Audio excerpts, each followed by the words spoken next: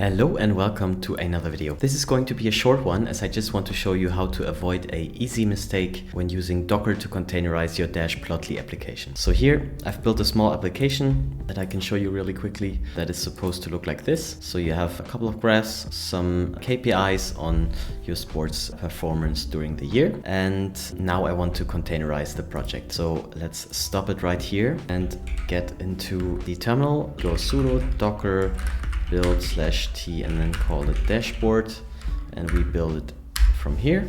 So let's skip to when the building part is done. So as we can see, Docker has fully built the container now. So let's just run the container, sudo docker run dashboard. And what we can see now is we are given the same URL, but the project doesn't appear within the URL. So what has happened?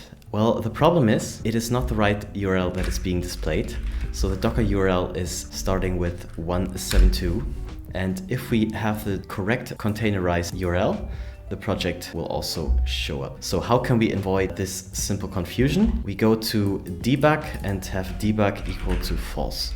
So whenever the debug option, the debug variable is equal to true, which you will likely have if you are using Project for testing purposes, then you should change it before the Dockerisation process. So let's do that right now and see what happens then. And now once that is built, sudo docker run dashboard.